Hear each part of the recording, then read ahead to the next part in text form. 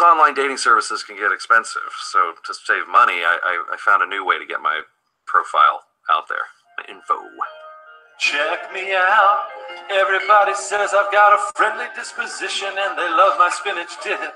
5'10", blue eyes and a birthmark, and I'm into vintage comics, but I'm selling them to buy a new car. And I write my blog at night, and I reenact on the weekends. And I love historical fiction. Plus I'm crazy good with nunchucks. And I graduated 12th in my class and do the crossword and pen. My sign is Sagittarius, I'm into Spanish cheese. My hairline is receding, but I'm getting a weed. Getting a weed. Who wants some Ronald tonight? Sorry, maybe that's a lovely lady right now. Yeah. You don't have to commit right away, but my tab is still open. If you've got some time, I'll be getting some wings over by the skee-ball machine. Again, my name is Ronald, total eclipse of the heart. I love those wings. I like them hot. Yes, sir. Yes, sir. You gotta love those goddamn wings. We like them hot. And you know who it is. It's the Down Tony Teflon. I'm back at you with another one. What up to all my people out there? What up to everybody in the live motherfucking chat? And we are here. And probably have to take that intro down for copyright reasons. But until we do, we're going to have a little fun. And I'm joined by two people, members of the Hype Watch, to debate and talk about this topic. Is Bran Stark the goddamn Night's King? A lot of hot button issues going on right there. But let me introduce you first to the leader, the Lord Commander of the Hype Watch, the one, the only, the Don, the Kraken, the Wit.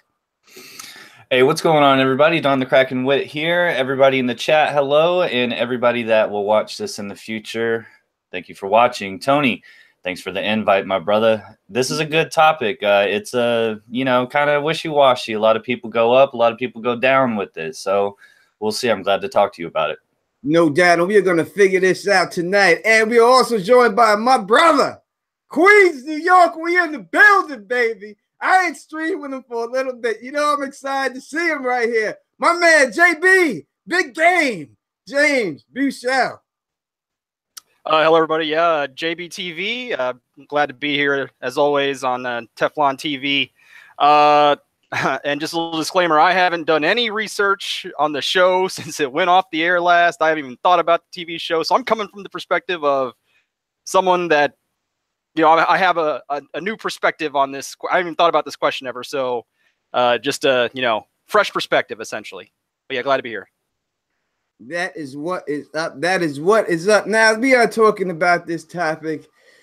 Is Bran Stark the Night's King? Now, first and foremost, let me say this right off the bat. This is not my theory. All right? I do not claim this to be my theory. I just did a video about this, and all I did was a video pointing out why, showing you proof why this theory could be true. And it makes me lean towards me personally that it is true, that Bran Stark most likely is the Night's King. There's a lot of things that set this up and lead into it. We're going to talk about it tonight. But first, right now, we're going to ask you, we're going to round the horn real quick. Down the Kraken Wit, do you believe that Bran Stark is the Night's King? No. I don't think Bran's evil, and I don't think something is going to sway him to pursue such a lifestyle. All right. JBTV, do you believe that Bran Stark is the Night's King? I will say that I'm skeptical. I wouldn't say it's out of the realm of possibilities with D&D. It's something, I definitely don't think that's the case in the books. But in the show, I mean, with these guys, who the hell knows? Like, I believe, I believed in I had a theory last when the Hold the Door happened that was kind of a time loop where Bloodraven was orchestrating that to get, because he knew he needed Hodor to get Bran there in the first place. So if time loops like that can happen, which I believe, then I mean, who knows? Stuff like this could happen with D&D. So, all right. Go ahead, Jay. I'm sorry. No, that was it. Yeah. So you look, I like all you people to know, I just did the video on it, and don't think that you can just come at the down in the comment section. You can, But I'm gonna come live right here on YouTube and stream this, so you can always come back and say what you got to say, as face to face as it gets. I got you in the comment section. So all the people who put those comments up there that this is impossible, that there's no way this is going to happen, I hope you are in the live stream right now, ready to back up those words. Because if you did and you put a comment down there, now please put it in the chat right now. If you do not believe Bran is the Night's King, put in there why you do not think he is the Night's King. Now I'm going to ask you this, JB and Don the Kraken Wit. Now, we do hear in the show specifically Bran Stark tell Blood Raven, I want to go back. What's in that tower? And then Blood Raven says to him, I have told you this many times, not once, many times. If you stay too long where you do not belong, you won't be able to come back. Right now, we only hear him say that to him once, that time right then. But he says specifically, I've said this to you many times. So Bran has always been trying to go back and stay in this and keep saying this to him. So if that is being said, does that have to pay off? Yes or no? Let's start with you, JBTV. I would say you would think so, but there's been plenty of times where D&D did not pay off something they set up. Specifically with Lady Stoneheart a couple seasons ago. But I would say in favor of this theory, I mean, they did definitely do, now that I'm just thinking about it, they did have Bran go through a, no pun intended, a stark character change when he went from normal Bran to kind of, a robot almost. When he got back to Winterfell, he was very stoic and not himself. And, it could have been, a thing where he was in the network and he got infected by a virus, kind of like how the virus started the others in the first place, or the White Walkers in the show. But yeah, I mean, I do think that D&D, they sometimes don't pay things off. But like I said, now I think about it, there could be some semblance of this theory holding some water.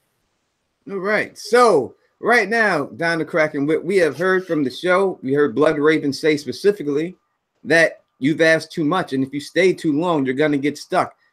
Now, by them saying that, does that mean that Bran is going to get stuck in the past? Is that what you think is going to happen, or no? I don't want them to use it, kind of like the Chekhov's gun thing. Like, I wish they would use it, but I feel that it's more of a warning than anything else. Like saying, hey, this is what could happen. If you stay too long, and like you won't be able to come back, you won't be in this time frame with your family, or whatever. You won't become, well, in that video you said you won't become the Blood Raven, you won't become the old man in the tree, but that doesn't mean that he's going to get stuck in some other time warp, in my mind. So I think it's more of a warning, not a foreshadowing. It's definitely a warning. But he says in the warning, I've told you this many a times, right? So this is a constant warning that he's been telling him, right? This is what it says in the show. We're going verbatim right by the word. So he's constantly warning about him this over and over again. To me, if they're going to say that someone is warning somebody over something constantly happening, it's going to happen. If you're a child and you're jumping on your parents' bed and your mom says, stop jumping on the bed before you fall, what's going to happen? You're going to bust that ass. Yeah. That's what happens. So usually if they're saying this, to me, someone has to get stuck. Now, in the show, we have seen in the books, we see Arya with walking ability, right? So maybe it's her. But in the show specifically, the only ones we've seen that can do this is Bran Stark. So we've seen him do it to Hodor. And if they're saying this, I think that Bran has to get stuck. There's no other reason for them to say this unless he's going to get stuck. Now, I do understand what you say, Jay, that they do change and deviate from the plans. We definitely can see that, especially in the one interview that with Kit Harington, when the Kit says something that I want to be inside the wolf, and then you could hear Dan or Dave whispering to him a certain season. But that never happens. You know what I mean? But they must have had it planned because they did say that in the interview. So yes, we do see them change their mind on situations like this, but I think specifically for this, something that's so big with Bran's arc, I don't know if you can take that out, because we have seen warging already. We have seen the second life in the show with Orell, right? When he got killed by Jon Snow, we've seen him jump into its eagle and attack Jon Snow. So we have already seen that form of second life. I do believe that we have to see the second one, and that's someone getting stuck inside the past.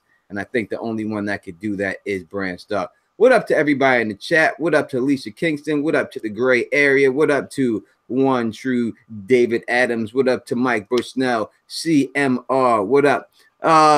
It's CMR says, I'm so confused by the Blood Raven Night King Knights with the S King reading the book and watching the show. I get confused sometimes. It is very confusing, you know, when you're dealing with this.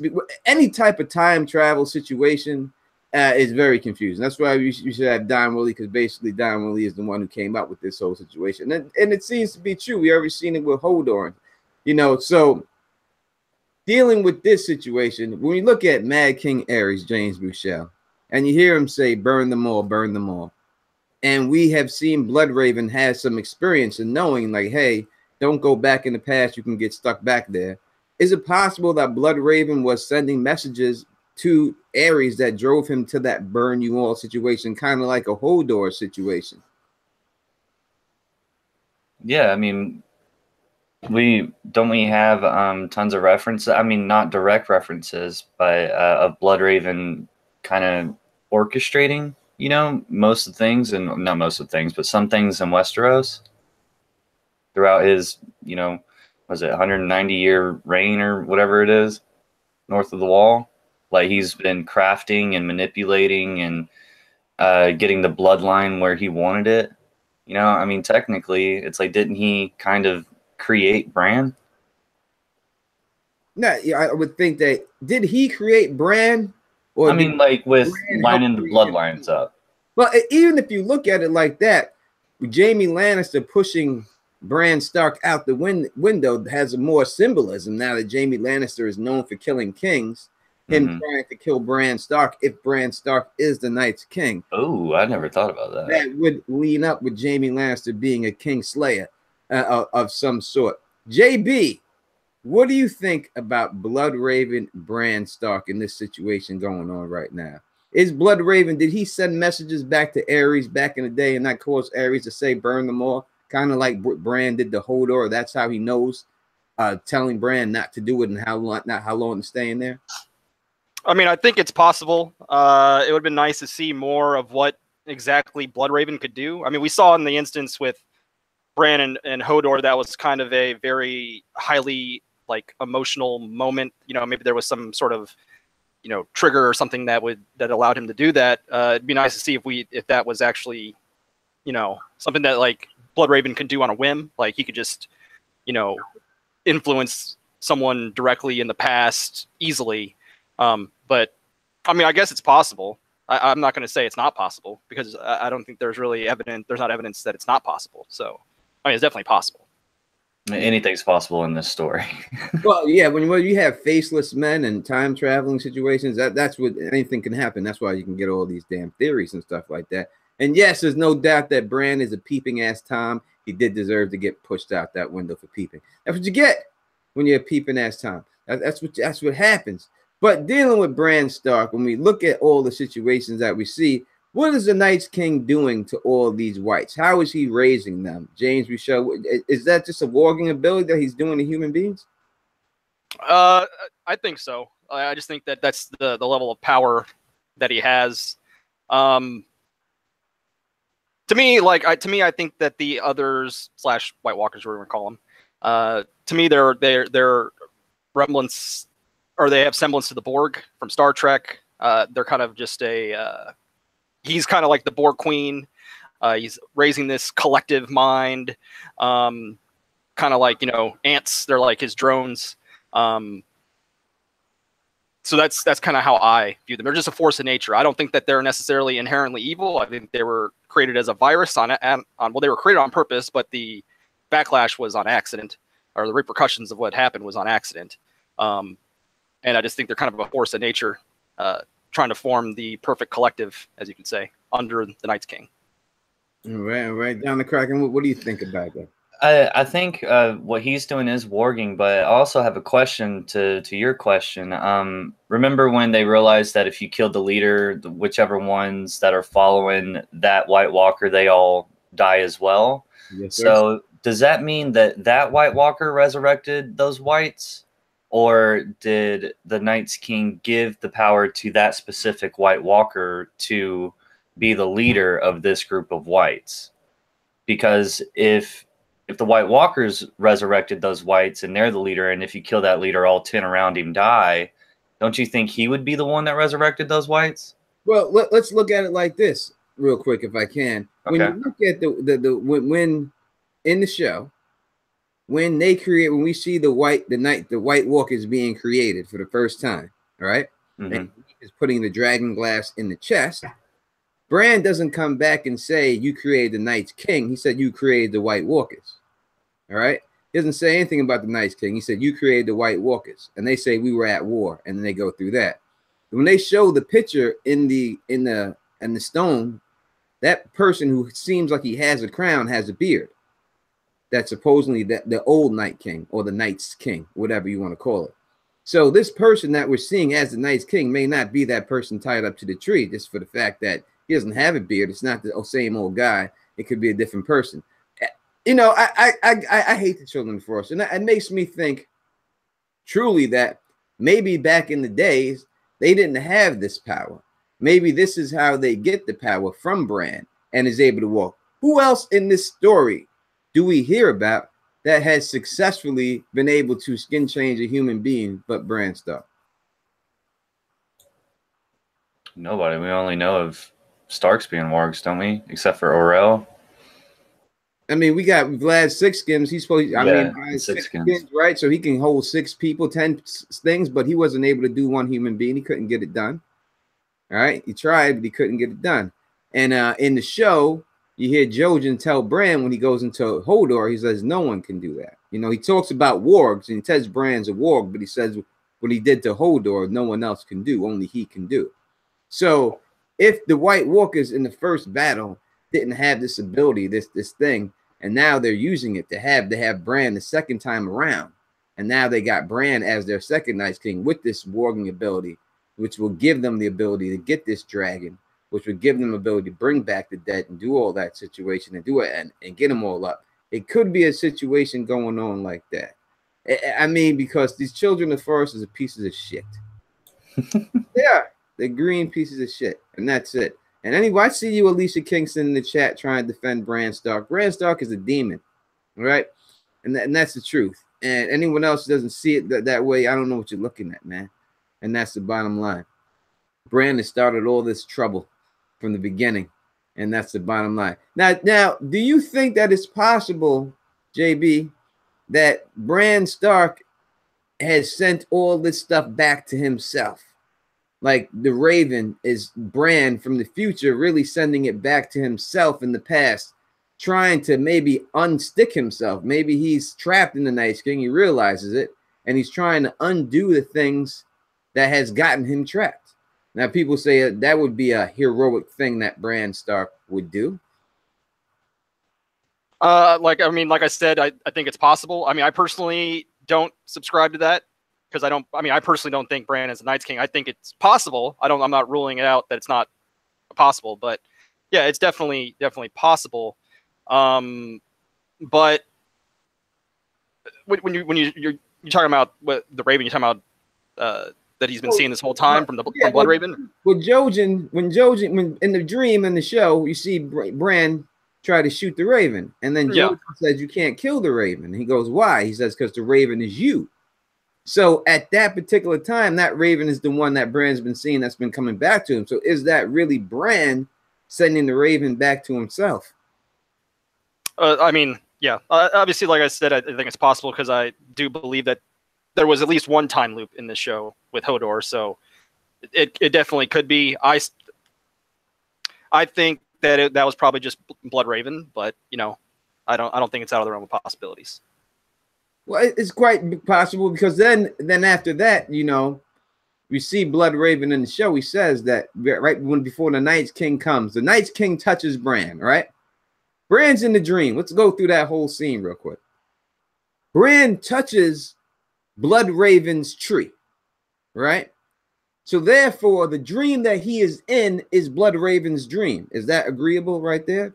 That's why he touches that tree? That's why he does that, correct? No, I think he may have touched a tree to gain some extra power. So you think that he touched Blood Raven's tree just to gain extra power? All right, JBTV. Do you think that by Bran touching Blood Raven's tree, does that mean he was going into Blood Raven's dream?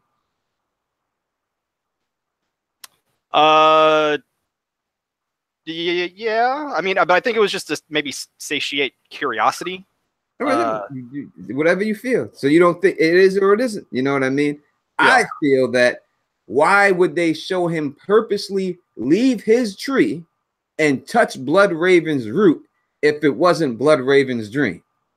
What purpose would that serve? Why wouldn't he just stay right where he was and keep doing what he was doing? But they show him purposely leave where he was at, crawl over the Blood Raven, and then touch the tree that he's on. So I think. Go ahead. I think one, because like, you know, maybe this is stuff all George told D&D, and I think the one thing we got to realize that could be different in the context is, you know, in the books, Bran's a lot younger and just a lot more generally, you know, naive and curious. Yeah, you know, in the show that they should probably make him act a little differently. So I wonder, like, maybe this was sort of like a kind of like a translation difference, you know, like in the context that he was in, maybe it didn't seem right, because I think he's maybe like, you know, he's just taking in the wonder. He's naive, he's young, but in the show he should be more wise. Well, in the books, you can look at it. He's basically held captive because they got him in his own little web with thrones. So I don't know if he can really get out of it. He's really like stuck there right now. So they don't have him in this thing. They just have him leaning up against a tree. So it's a little bit different in that context. But to me, everyone has the right to feel the way they have to feel. To me, when I look at it, the way I see it, it makes no sense for me when I see it for them to show this man crawl from his spot over the Blood Raven spot, put his hand on the same fucking root that Blood Raven's hand is on, unless he's in the same dream. So, but that is open for debate, as always. And you in the chat, you can feel the way you want to feel about that. And please put your comments in the chat if you think that Bran was in Blood Raven's dream, so people later can see when they're rewatching it how y'all felt about the situation too. I think it was maybe the show's version of Jojen paste, because, you know, when he drank the Jojen paste, it kind of, you know, awakened some extra gifts in Bran, like he became more powerful. So maybe that was just the show's rendition of, in my mind, my opinion, maybe that was the show's way of letting him gain some extra abilities.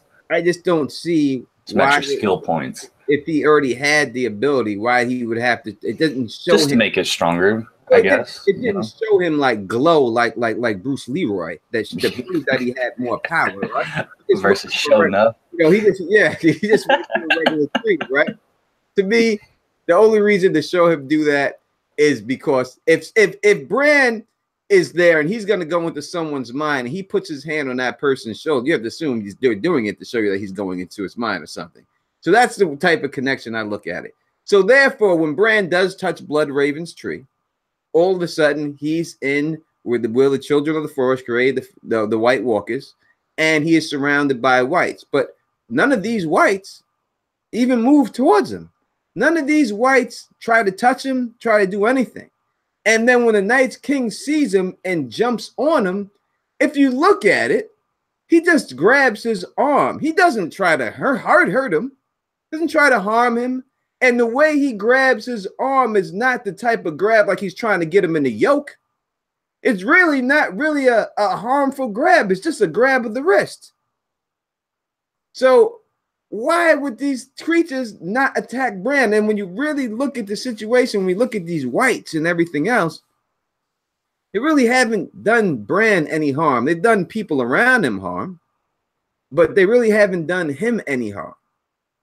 You know, so it's quite possible to me that they're not trying to do him harm. They're trying to get to him and trying to kill everyone they can to get to him in order to get to him. But why would it be so important for the Night's King to get to Bran Stark out of everybody in this show? Because that's what Blood Raven says. Blood Raven says he's coming for you. So why is he coming for him? Why wouldn't he be coming for Blood Raven? Blood Raven's more powerful than Bran at that time. Why would a Night King be coming for him? Why is he coming specifically for Bran Stark? He's not Azor Ahai. Jon Snow is. Why is he coming for him? Down the Kraken Wit.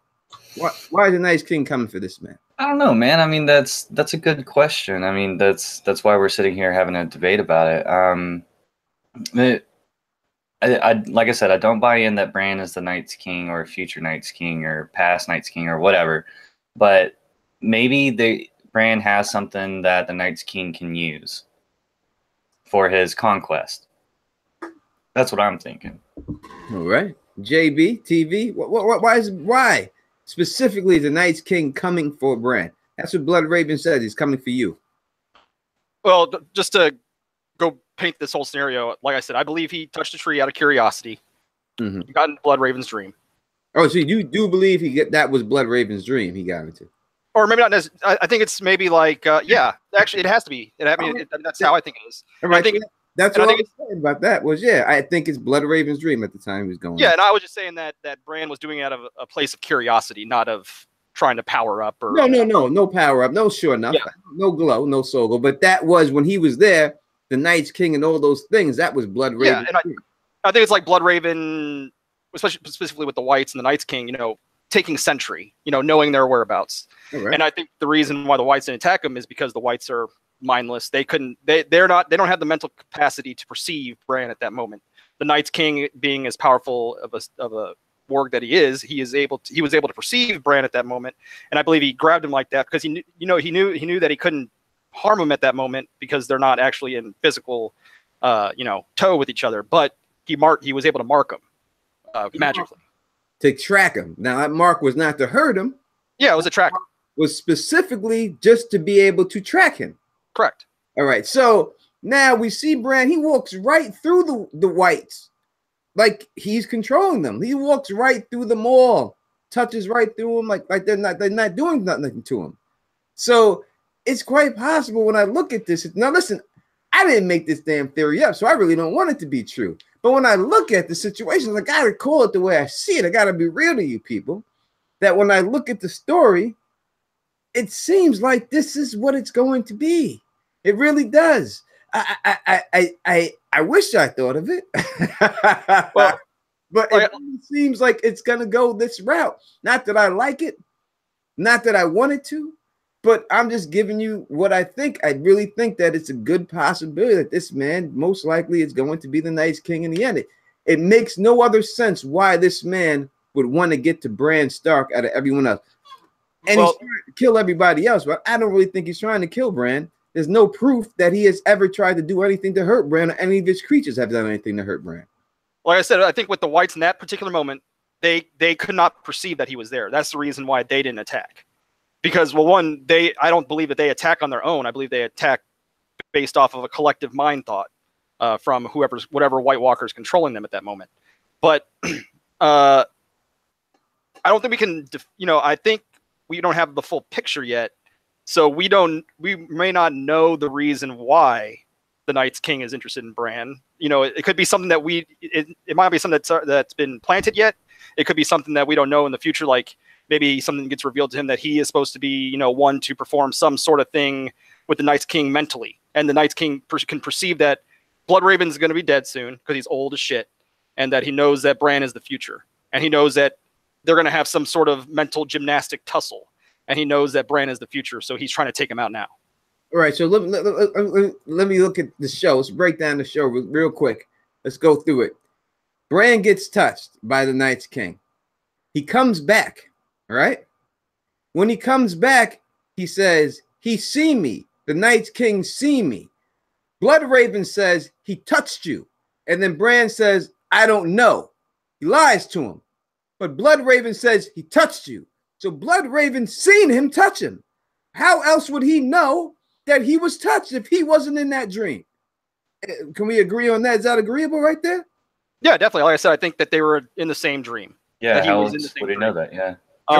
True. No doubt that we have established that this was Blood Raven's dream, but he did nothing to prevent that from happening. And then he says, now early in the dream, he says, after that, he says, it's time for you, Bran.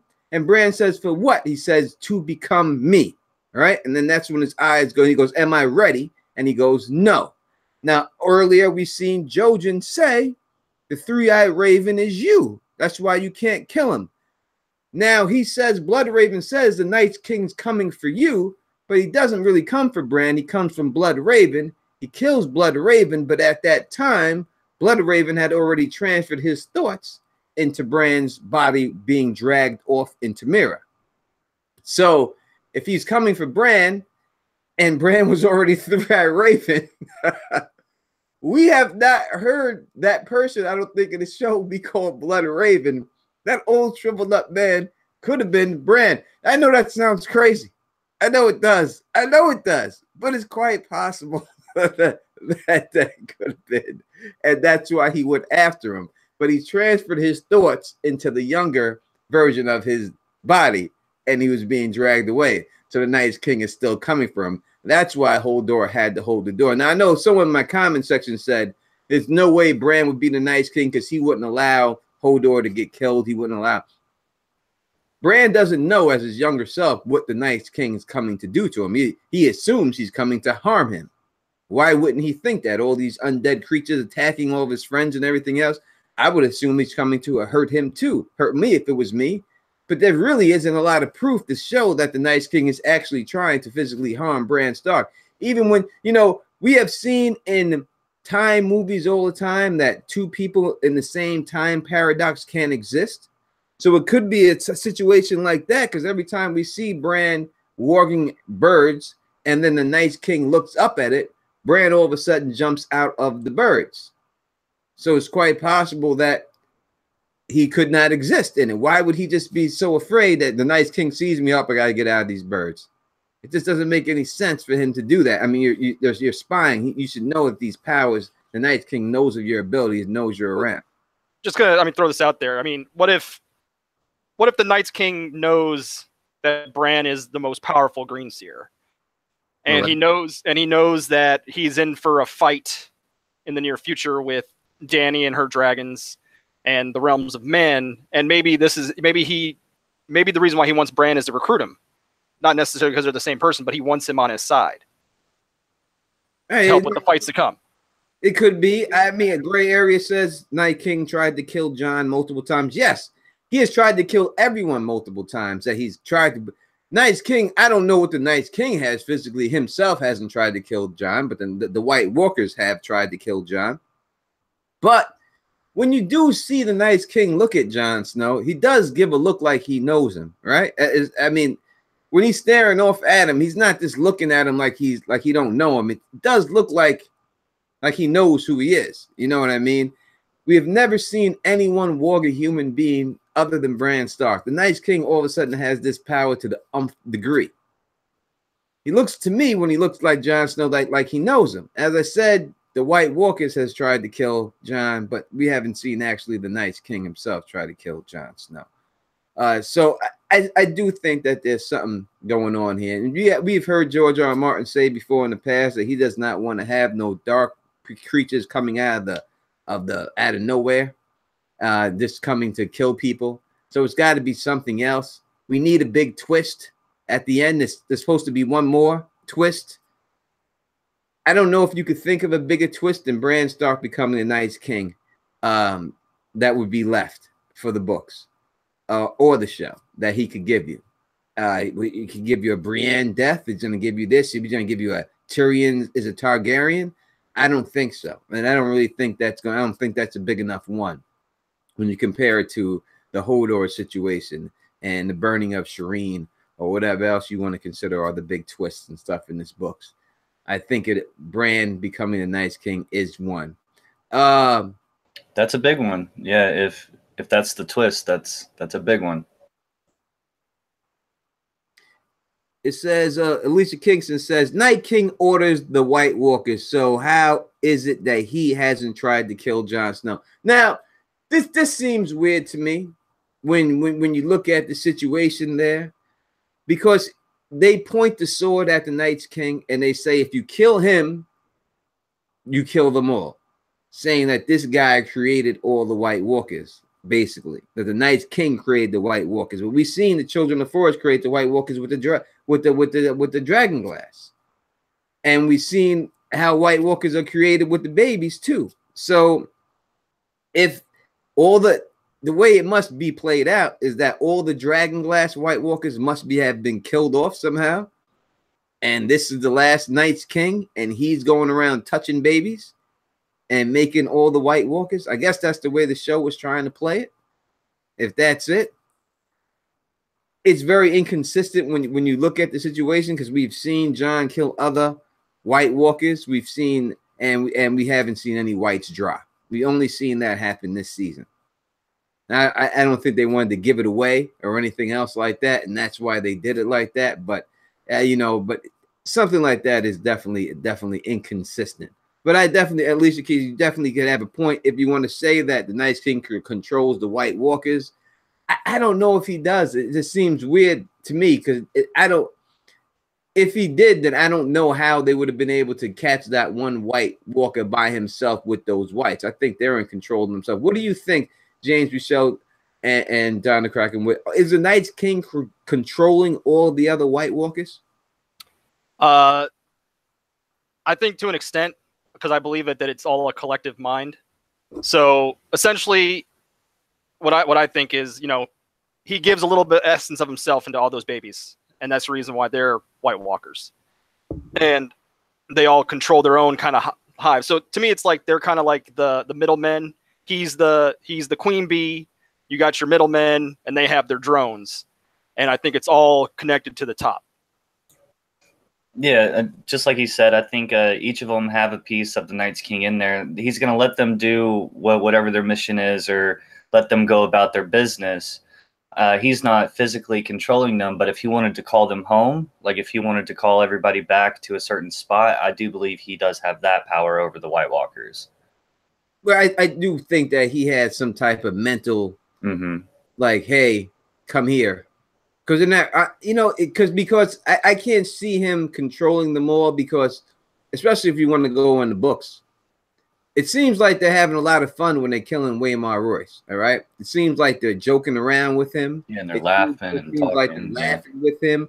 I don't think the Night's King is sitting back there controlling them, making them all laugh. Now you laugh now. Now you laugh now. Now you laugh now. I don't think that's going on. I think they're doing that on their own. So I think that they have control of themselves at that particular time. I think that shows that. So I do believe he can contact them and say, hey, come back or do this. This is the new plan. But I think that the White Walkers themselves, when they're putting off, when you see that White Walker on that horse and he's holding up his ice lance and screaming, I don't think the Night's King's telling him to scream. I think he's doing that on his own, rallying his whites that he's in control of. But that's just me. I mean, they may have some autonomy. Whites, I don't think whites have any autonomy. I think that they're completely mindless, soulless puppets, and that they're being manipulated in a hive mind manner.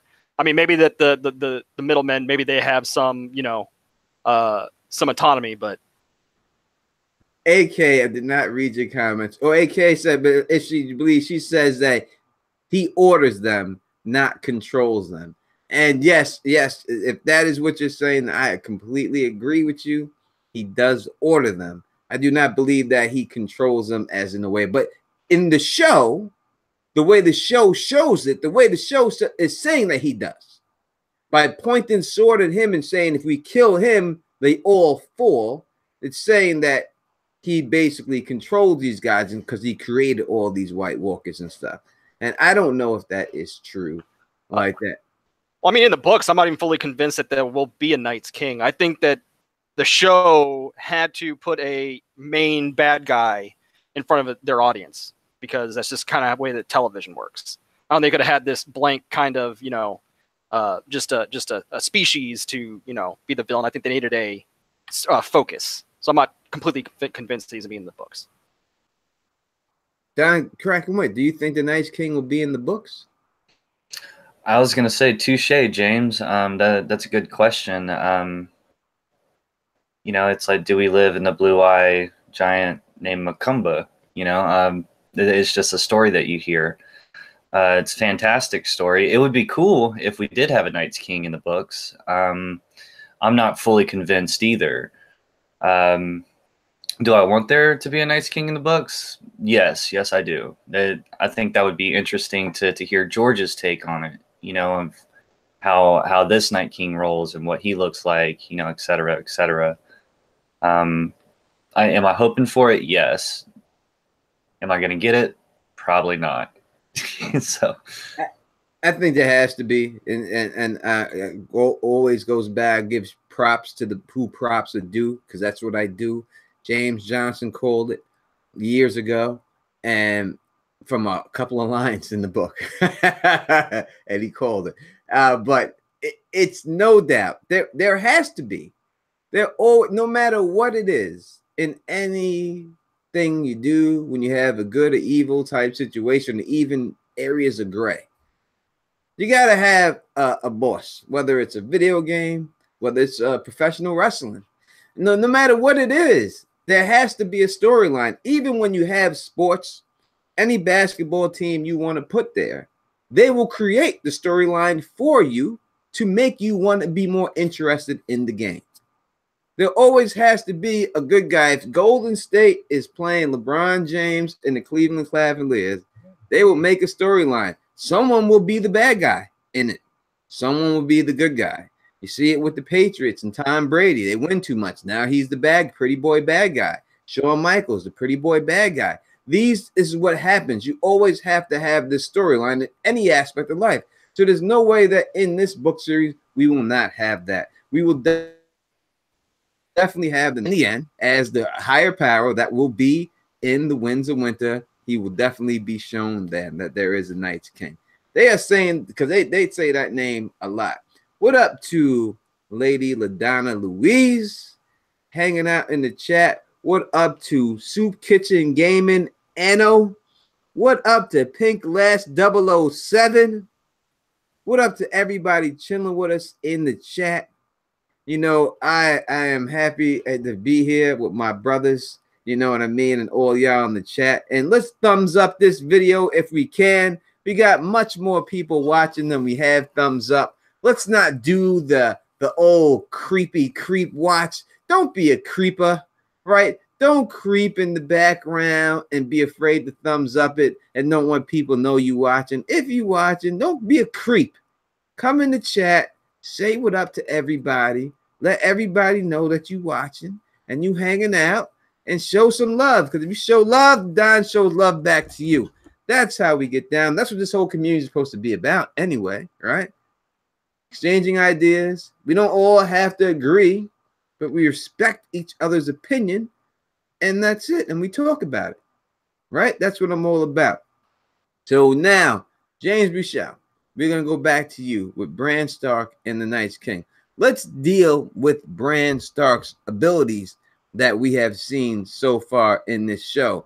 So, and Aziz pointed this out very much quickly. Pointed this out in the video we did, and he was the first one that ever brought this up to my attention. So every time I mention this, I always will give him props. When we see the direwolves being first discovered, Bran Stark, when we're leaving, was it Bran? No, it was John. That was John. John was able to hear Ghost call to him, showing John's walking ability, because Ghost is obviously silent and stuff like that. But it's Bran Stark is the one who is going down there and persists to get these direwolves. Do you think that it's quite possible that Bran Stark warged this direwolf and brought him down there in order for them to be found? That is a popular theory, nothing that I made up, but people think that. I'm asking you, do you think that is possible? I mean, I guess it's possible. I don't believe that. I just think that it was, you know, by chance, but or that there was maybe some sort of, you know, maybe you know, obviously George is an environmentalist. Mm-hmm. I think it could be saying something, you know, that this is what happens when environments start to change. Animals wander off into places they're not supposed to be in different environments, and they get themselves, you know, got. That's kind of what I think. But I mean, it's possible. I can't see it be a coincidence that this direwolf just happened to have the same amount of pups that they had children. It's being it all had to be tied together. Me personally, Don the Kraken, what? How do you feel about that? Yeah, it's kind of a big coincidence. There's also a big stag antler hanging out of it, you know, and the right number of pups for the kids. So if you look at it, would that truly be if Bran Stark sent that? He stuck back in the day, whatever it is, he sends that. That would truly be a warning to his father, right? That's a huge warning to what is going to come to their family, right? Beware the stag, and then you can also think about Tywin skinning the stag. You know, when he was telling Jaime, yeah, I think it's like the first time we see Tywin, isn't it? He's skinning that stag, you know, and they're lions and the Baratheons. So it kind of all falls into place. If it's not meant to be, if it wasn't put there, it's a damn close coincidence. I will say, remember, that was written in very early in George's process. Like the stuff that, you know, he didn't have this all mapped out yet. That was like the first thing he ever wrote. He wrote the story because he had the vision that he had a vision in his head one day where he saw that people walking through the woods and stumbling across a dead wolf. So, I mean, I don't know if we can put much, you know, I don't know how much thought we're putting into it, you know.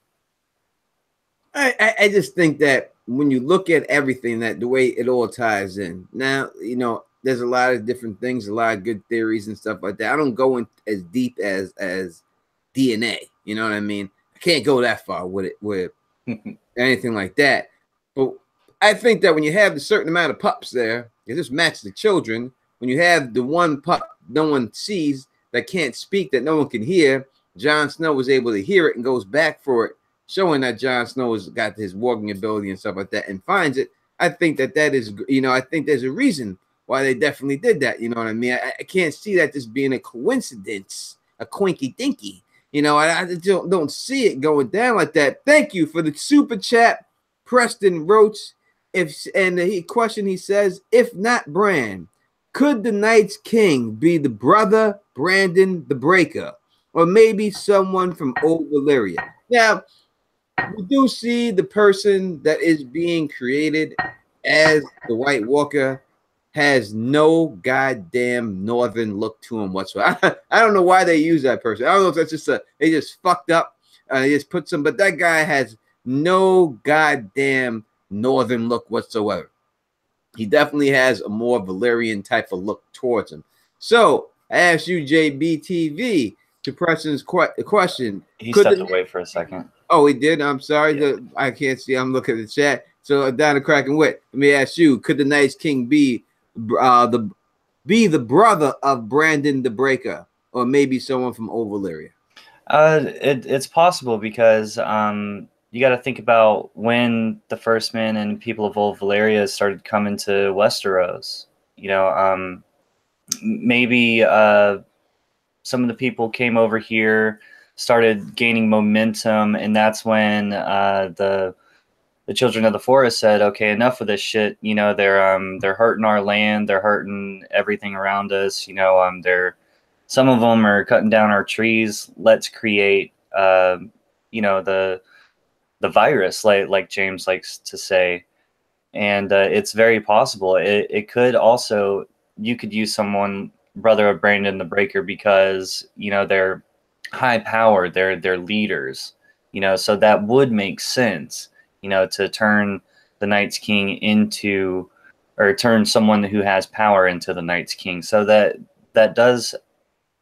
could be valid. That could be valid. Anything's possible, really. Yeah, no doubt anything's possible. It's a possibility. I don't know if I would go that far and say so. I myself would like the story of that point to be more tied to the north, to the northern people. I'll have to maybe go more. I gotta go with Old Nan. Old Nan hasn't let me down yet. And Old Nan says that it's possibly a Stark, or possibly, most likely, it's a Stark. I'm gonna lean with Old Nan on it right there, and say that it's most likely a Stark because she said so. That it's good enough for me if Old Nan says it. James is back. James, Did you hear the question? I did not. All right, so let me get it up for you. Here's a question from my man Preston Roach, who gave me super chat, and he said, if not Bran, could the Night's King be the brother of Brandon the Breaker, or maybe someone from Old Valyria? We would have to look at we'd have to look at the timeline of when Brandon the Breaker was king, king of Winter, because obviously, if the legend is even true, that the Lord Commander, or the 13th Lord Commander, was Night's King. So, we'd have to know. Obviously, there's no record of that, so it's hard to form these sort of theories. But I mean, it's possible, I guess, if Brandon the Breaker was in power at that moment. All we know is that Bran the Breaker was Lord of the Winterfell when the Night's King already ruled at the Wall. So, we don't know how long of that was the Night's King rule was at right at the beginning, because then, yeah, that would make perfect sense. But it's just hard to say for sure without knowing, the timelines. But I don't think it'd be someone from Old Valyria. I think the Night's King should be a Stark, personally. I agree with you on that. Not someone from Old Valyria. What up to the girl is no one. What up? That's the pink glass 007. I think I would up to you again, but I'm gonna what up you again. What up to Tubbs 1971? What up to Georgie Jedi? What up to John Haymaker? Up to everyone joining us out here in the chat, hanging out with us. What up to my man Brian Folon? What up to everybody out here chilling with us right here? We ain't done this in a little while, you know what I mean? Stream with my brothers, man. I'm very happy to do so. So let's talk about that. Thor 13th Lord. What did I say? Thought. 13th Lord Commander of the Night's Watch. So the White Walkers were created in the Long Night, right? That's what we know. That's the story. I think we can all agree on that. They are defeated. After that, the Night's King comes. Possibly 13, I'm not going to say 13 years, but 12 commanders later, making him the 13th Lord Commander. That is the Night's King. Is that the story that we all agree on, that is the story that we know? Correct. Yes. All right. So in the beginning, the first long night, there was no Night King. We've established that from that. We didn't have a Night's King there because the Night's King wasn't created till then. So we're going by that. And this Bran Stark is this Night's King, or the new Night's King. Maybe that Night's King in the beginning, they didn't have the walking abilities. And that's why they... Now, we have to assume, we look at the 13th Lord Commander, that he definitely had walking abilities, massive amount of walking abilities, because they say that he bent the Night's Watch to his will. That would make me think that he's possibly walking them, right? Making them do what he wants them to do. Do y'all think so? Is that what's going on? That's what it seems like, yeah. James? Can you repeat the question again? So when we see the Night's King, and it says that him and his queen ruled for 13 years, and they bent the watch to their will. Is he warging the Night's Watchmen at that time, forcing them to do what he wants them to do? I think that's a definite possibility, either that or just, through fear, one or the other. So how many Night's Watchmen do you think there are at that particular time back then? But back then there was a lot of Night's Watchmen, right? Yeah, you would think that there'd be thousands because they manned all the castles. So you think that he has feared, that they're so afraid of him, that all these Night's Watchmen for 13 years never tried to do a revolt against him or anything like that? They just said, hey, he's too scary. Let's just do whatever he tells us to do. In my mind, it's warging, and like maybe that's why he was even able to marry that woman in the first place, is because she knew that he had something in him. I heard a theory, someone that I don't know who put that theory out there, but I did hear a theory that someone's saying that the Night's Queen is Nisa. I'd never heard that theory before until now. So until I heard that. You know, I've never thought of it like that. That being Nisa Nisa and Azor Ahai becoming this is that 13th Lord Commander. I don't know if I believe that. I don't think that the Night's Queen is Nisa Nisa. It quite possibly could be. I don't think it is. The Night's Queen is Nisa Nisa. I don't know about that, but the Night's Queen is key. Go ahead. Oh, my dogs are going crazy. But to answer the question you had about the Men of the Night's Watch, I mean, you know, crazy things happen when you see someone, you know, being able to raise hordes of the dead. You know, it could make a man's knees quiver. You know, Yeah, make him lose his balls.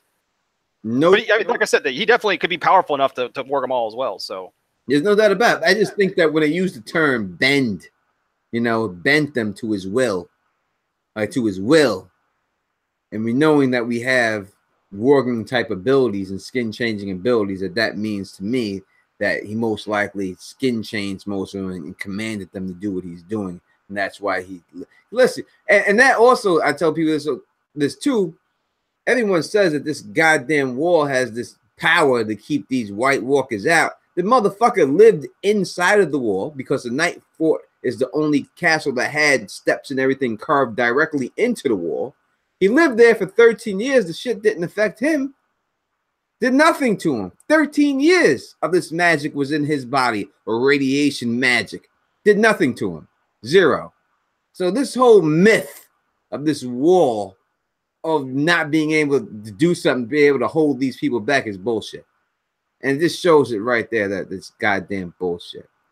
What up to Ian? I know you're not that late, brother.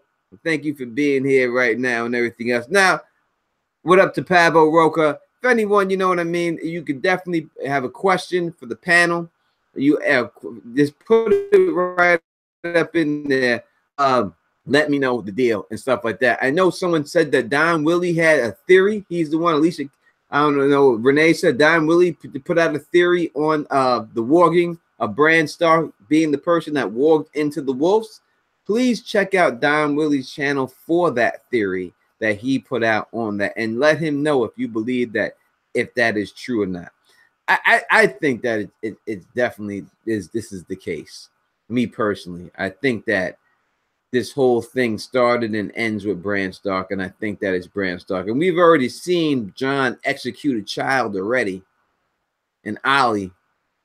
I think that Bran Stark is probably going to have to be the next execution. You know, maybe. I mean, here's a thought. It doesn't necessarily that it could. I think there's a possibility to where Bran did bring the direwolf down and is not the Night's King. What if, you know, he is a green seer sitting in a tree or something, you know, and he knew that he needed to get the wolves down there as foresight because he knew that the direwolves were going to be important in the battles that come.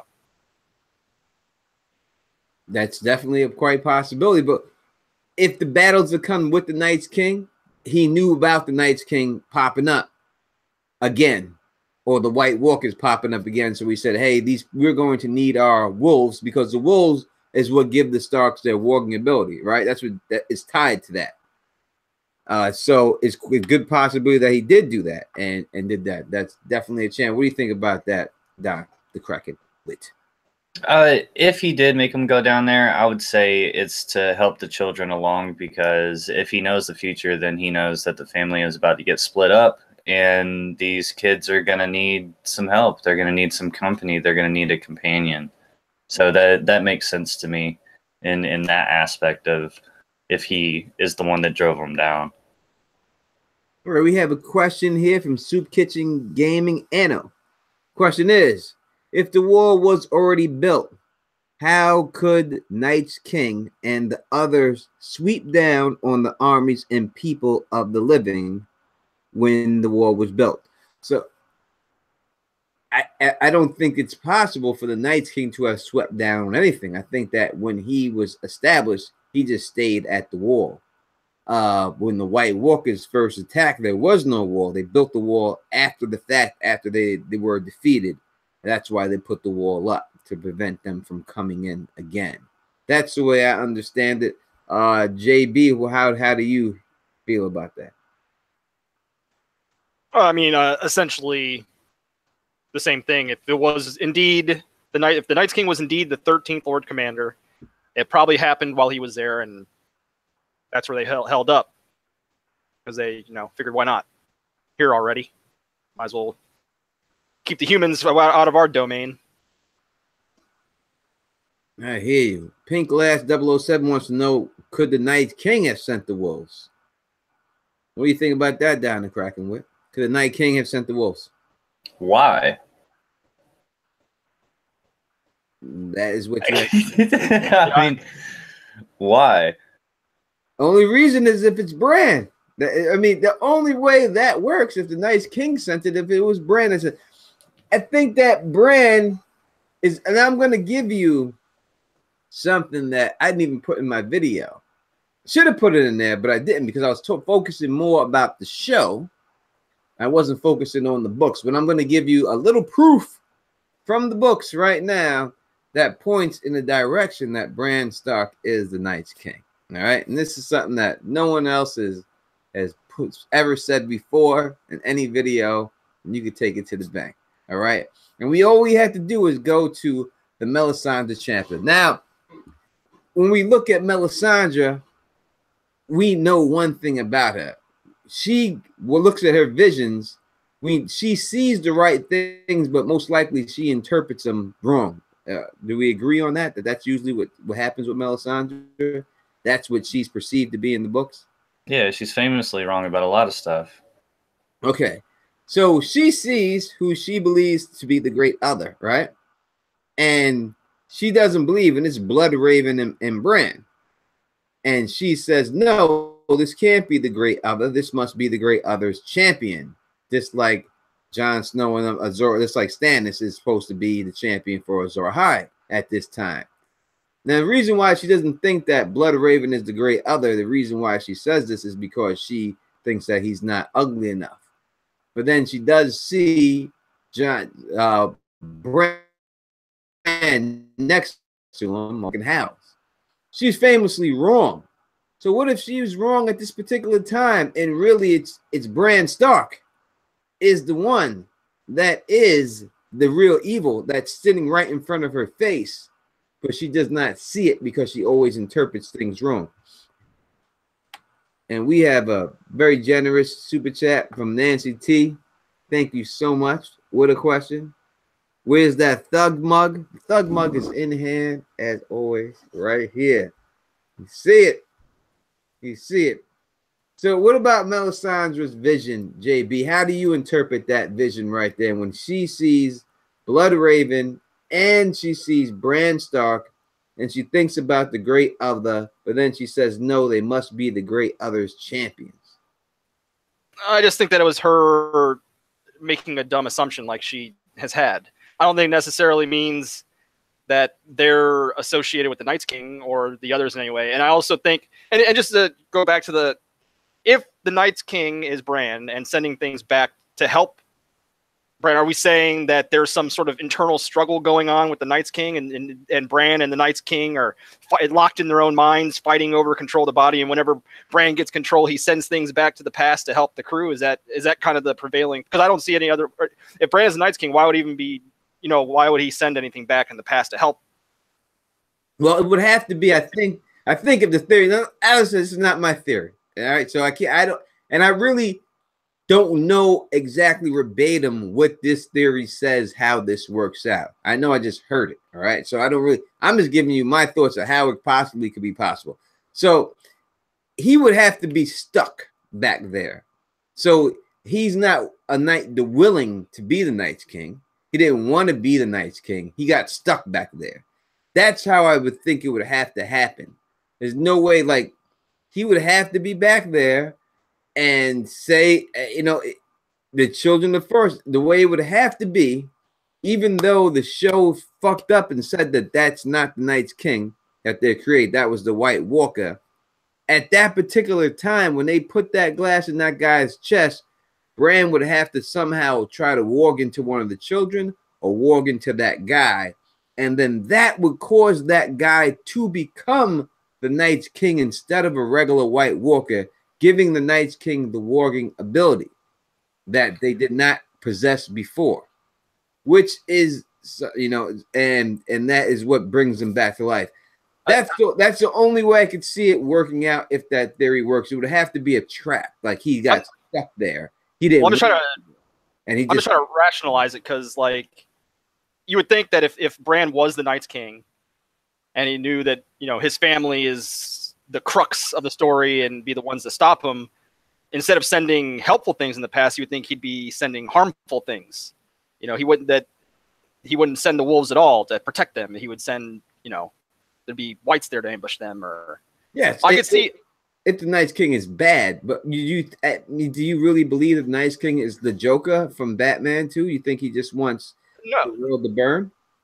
I believe that I believe the others, and the Night's King, like I said, it's the Borg. I think that there's a force of nature, and they're trying to just assimilate everything into their collective and just live as Borgs, essentially. Have the perfect organism on the planet. That's what I think they are. Yeah, no doubt about it. It definitely could go down like that. So now we are joined by someone who has insider knowledge of these topics that we have just talked about, because he came up with these theories himself. And we Don himself, Don Willie. Vala Mogolis, everybody, and I hope you guys can hear me because my damn thing seems to be a little shaky today. I don't know why I'm so damn choppy on the video, but yeah, glad to be here with my peoples. As always, Tony, thank you for the invite.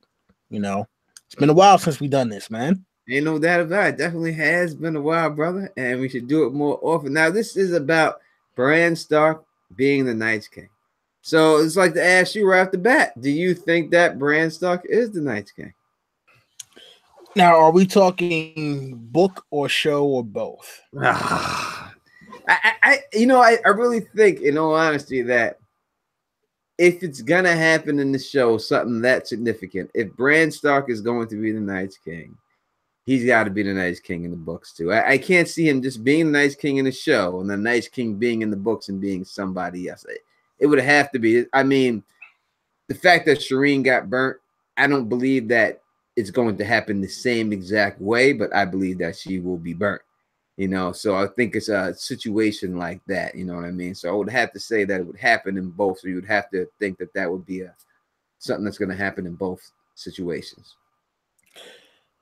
I mean, look, it's definitely possible. I kind of came in on the conversation when you guys were talking about, him with the warging of the wolves and, possibility of Bran the Breaker and 13th Lord Commander.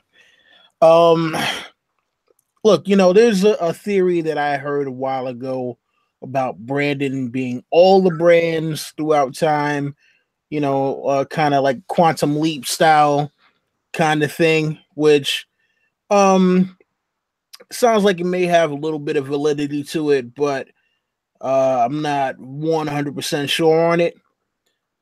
And that wasn't a theory that I came up with, but I just kind of, elaborated on it a little bit. But my theory, and you can tell me whether or not you think I am absolutely crazy right now, is that the last hero, the Night's King from the books, and the original Brandon Stark, that being Bran the Builder, are the same person.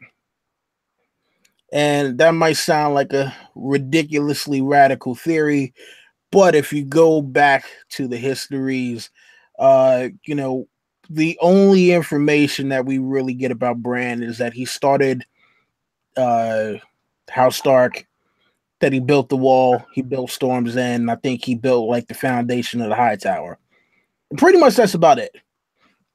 And all of this stuff is stuff that is said to be things that happened while he was a very young man. Right? But if you look at some of the connecting tissue, there's a precedent in modern time for a man who rules a house to give up his title so that his son may take over, or another family member. And that is Jeor Mormont. Jeor Mormont decided, you know what? I want my son to rule over Bear Island. I'm going to give up the title as Lord of Bear Island and go join the Night's Watch.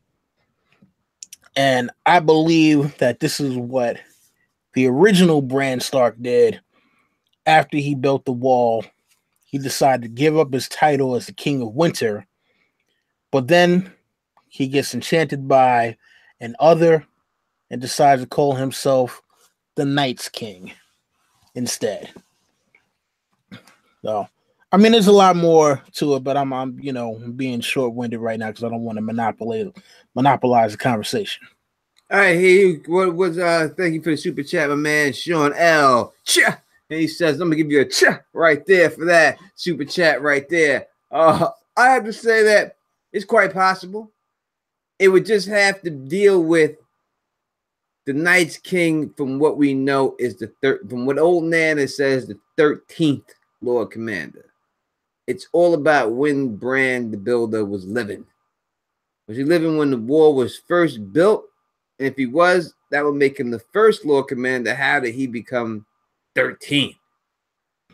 Well, hold on. You have to give me that. I have an answer for that one. Go on that. I have an answer for that. So, come on, man. If you look at your World of Ice and Fire history, sir, it says the last hero went out with his 12 companions, and that those 13 men were the original Night's Watch. And remember, also in the books, talks about how Sam can only really find records for like 600 and change Lord Commanders, not 998. So obviously some of the numbers have been fudged there. But think about it like this. You have the last hero and 12 of his companions who formed the original Night's Watch. He was number 13. The other 12 died. I think you have a correlation there where you could easily say that, in retrospect, as an honor, they said that the previous 12, because maybe they were commanders at some point. You had, the original guy who was the first guy who brought them all together. The last hero is the last hero. The last hero that survived the long night. And after this, he came up with an idea to build the wall after they founded the Night's Watch in honor of his other fallen comrades.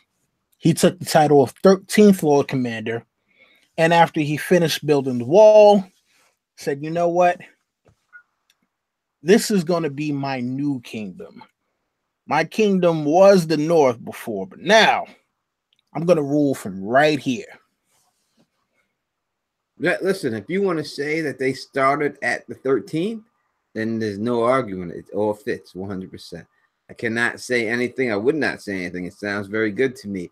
If you want to say it, this because of his fallen men, he decided to say, you know what, we're going to start off at 13, then it quite possibly could be that. We know this timeline is all fucked up and stuff like that, so it's hard to pinpoint it and stuff. But the bottom line is, you are correct. They do say that these were the original Night's Watchmen with the last hero. So how they plan it off, it's quite possible. D. Will, I think I can't really, I can't disagree with that in any way. Really, if you want to look at the way you're presenting it, there's no way that anyone can say that didn't happen like that. It could have, if there's not anyone else before there, but it would have to be exactly like you say, that they starting off with 13. But very good theory. All your theories are very good. They're very good theory that I definitely have to somewhat agree with it. That quite possibly definitely can go down like that. If they start at 13, you're 100% on the money. Ain't no doubt about it.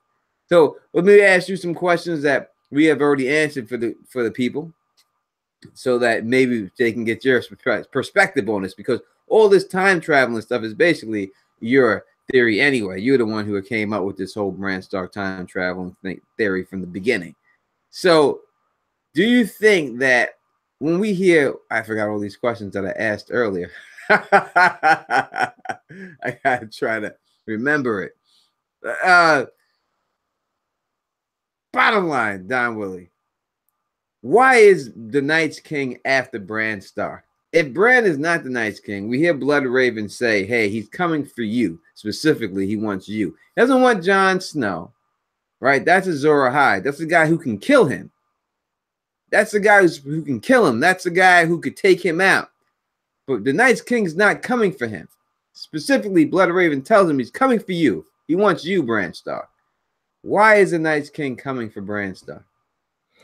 I mean, well, you got to think about it, right? Currently, Bran would be the only person that would be able to tell Jon how to kill him, because you know what? Yeah, it's automatic thought that Valyrian Steel is going to kill him, but you know, what if that's not the case? What if Valyrian Steel is not the thing that winds up killing the Night King, and the only person who would be able to gather that knowledge is Bran? He's the only one that can warg and go into the past. He's the only one that can see everything that has ever happened. So maybe there might be something in there, a bit of information that he knows that only this kid knows. He's the only one that knows, and if he tells the new Azor Ahai, who's going to be the new last hero, then hey, listen, I need to stop that at any cost. And so that kid got to die. It just seems to me that when we look at the interactions with the Night's King and Bran Stark, I don't see any violence between them at all. I just don't see the Night's King in any way trying to harm Bran Stark in any way. And I think that's telling that the White Walkers and these whites are trying to kill everyone, but we haven't really seen them try to hurt Bran Stark at all. And I think there has to be a reason why they're not trying to hurt Bran Stark.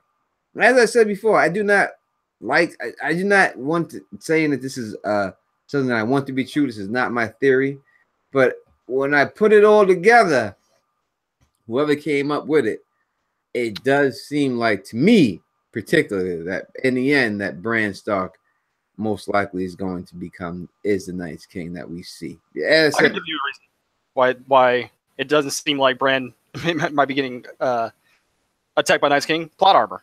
I mean, that could be the reason.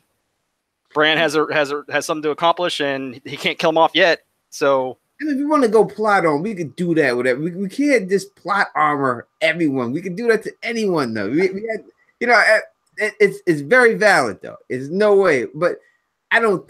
This is not Daryl from The Walking Dead, right? I think it's different. I think it's. But I mean, they were sending them after Hold the Door happened. They were still coming after them. Was that just that was just to kill Mira?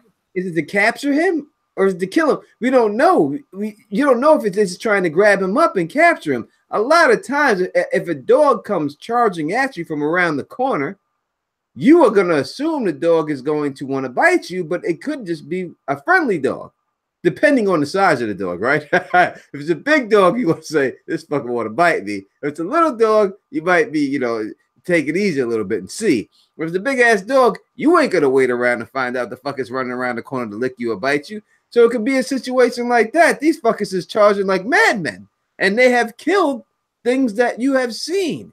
But that doesn't mean that they're actually going to kill Bran.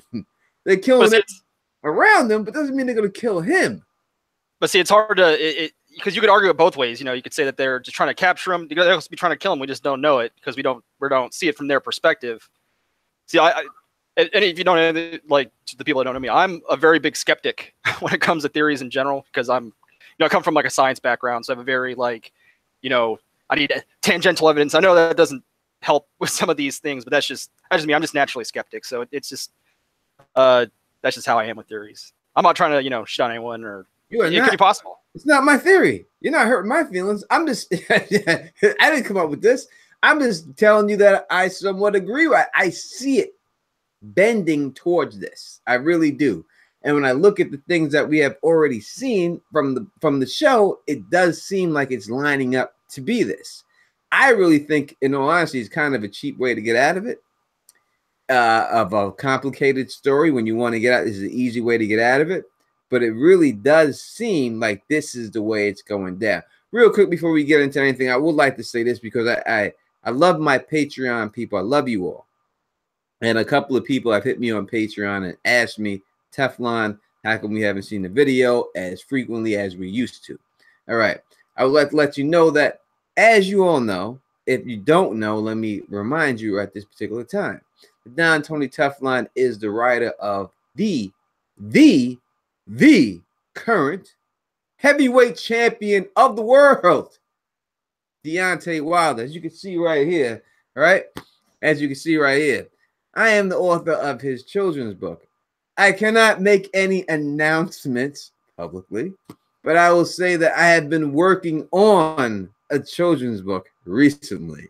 And that is the reason why I have not been able to put out videos as frequently as I can. I love to put out videos, I do. But when it comes to my job, doing the children's book and putting out videos, I had no choice because the client is my man. I have to get his book out there, so I had to write that. It's all done. It's all written. Everything else is just going through the paperwork phase right now. So after that is all done and everything else is done, then I will be able to put out more videos. So please do not think that I'm trying to just had no choice at the particular time. I hope you understand that I had to get this project done. But the project is done, and hopefully I'll be announcing it, or there'll be an announcement of it a couple of months down the line and everything else. But Deontay Wilder, the heavyweight champion of the world, you know what I mean? Keep an eye out for that dude. Subscribe to his Twitter and follow him, the Bronze Bomber, on Twitter and stuff like that. But definitely check that out soon enough. But that is the reason why, if you were wondering. So please do not think that I'm slacking or anything like that. I just have to handle my BI. You know what I mean? That's just the way that should be and stuff like that. So back to this Night's King, goddamn Bran Stark debate and situation. What else could Bran do? Now we hear the line, and this line is very, very, it's hard to decipher. You will never walk again, but you will fly. Now we know that Blood Raven has seen the future. He knows everything that he's saying. What the hell does that line mean? We're going to go around the horn, and then I want y'all in the chat to tell me what you think that line means. Don Willie, you are newest here, so let's hear you first. What does that line mean? You'll never walk again, Bran, but you will fly. It has to mean something. There's no way that putting that out there, there has to be a specific meaning for that line. What is it? I think it might have to do. Whoa, am I getting an echo there? No, you. Hold on one moment. Sorry about that. All right, echo's gone. All right, so what I'm thinking is probably is that it has something to do with Bran being omnipresent, to the point where Bran is able to see the entire world at once, almost like, almost like God to a certain extent. Because to just say, all right, he's going to fly in terms of going into a Raven, way too simple. That's simple warging that any green seer or warg would be able to do. But imagine if Bran is able to hover over the world and to be able to see all events going on at one time. That would make him way more powerful than Bran could possibly imagine. And I think that's what Blood Raven was hinting at when he told him you will fly, as an above the entire world. All right. John the Kraken Wit, what are you feeling on that? I think it's a combination of him being in the crows, flying like that, time travel, and then one thing it's crossed our minds a couple of times through reading the books. It's like, what if Bran warged a dragon, and flew around? What if Bran warged the dragon that Jon was on, and they both had full control? If Jon ever got on a dragon, that I just don't see. I hear what you're saying, Willie, that's a wonderful concept, like looking into the trees and having visions and being able to objectively look at the world from the outside. I get that, but I think it's more of a literal thing. So I say crows, dragon, time travel. All right. JB?